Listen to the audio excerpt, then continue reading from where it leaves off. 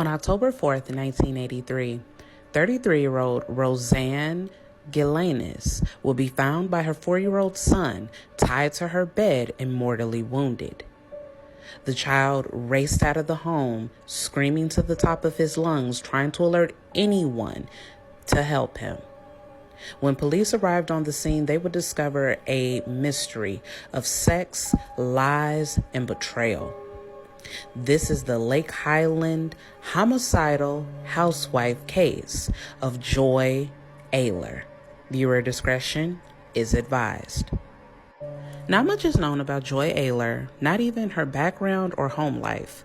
But what is known is that by the time she was in her 20s, she had settled down with a businessman named Larry Aylor.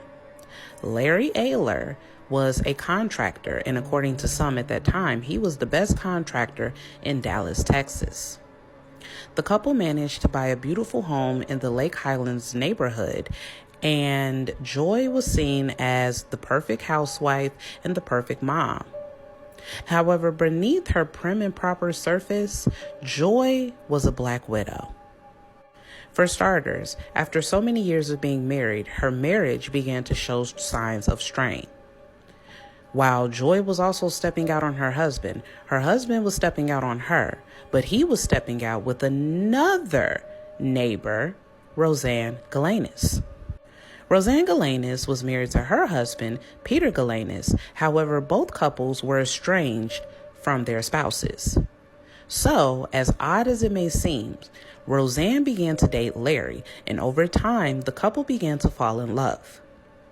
Joy, however, thought this was just another fling and that her husband would eventually pass Roseanne off.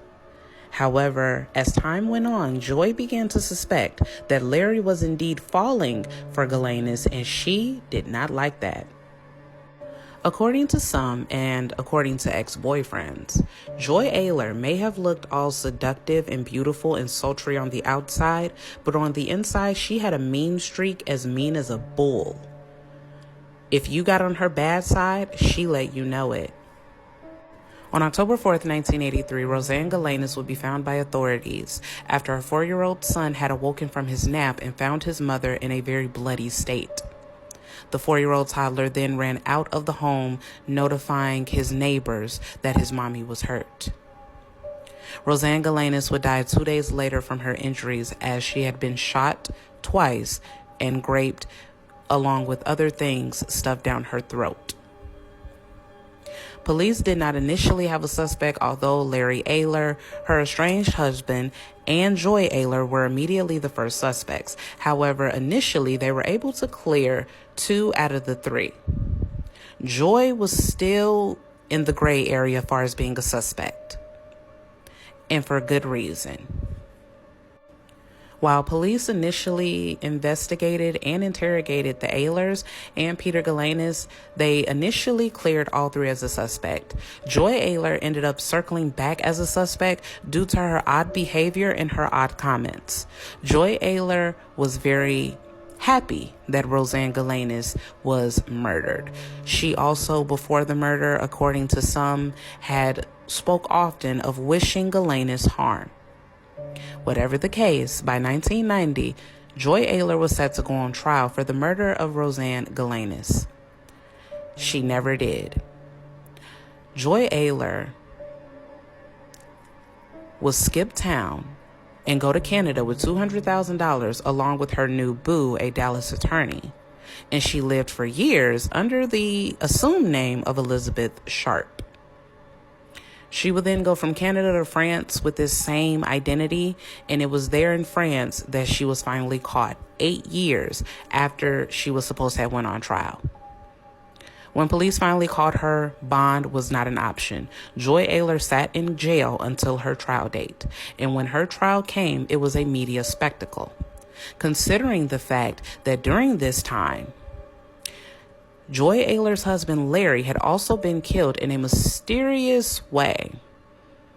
And the hitman, or executioner, as he was dubbed in the papers, gave a full front page story and let it be known that the Lake Highlands housewife ordered the hit. He also testified that he was the person who graped and unalived Roseanne Galanis on the behest of Joy Aylor. The sum for Galanis' murder was a mere $1,500, while with her husband, Larry Aylor, it was around $10,000. Joy Aylor tried to explain away the evidence and make it as though everyone in the world was lying and everyone in the world was conspiring against her, and she was completely innocent. The jury and the judge did not believe her. Joy Aylor was found guilty on all counts relating to both the murder of Roseanne Galanis and the murder of her husband, Larry Aylor.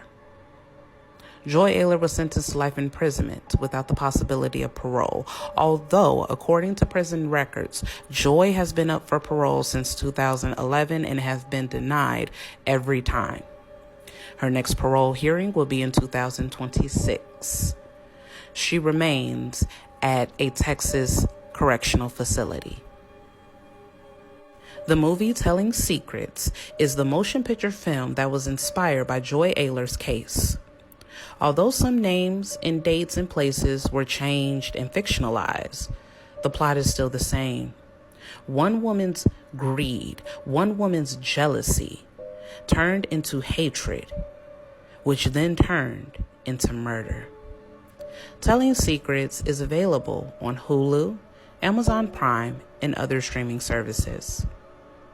Also, guys, be sure to click the link in my bio to listen to my podcast, Till Death Do Us Part, and The Eerie and Unsolved, available on Spotify and Apple Podcasts.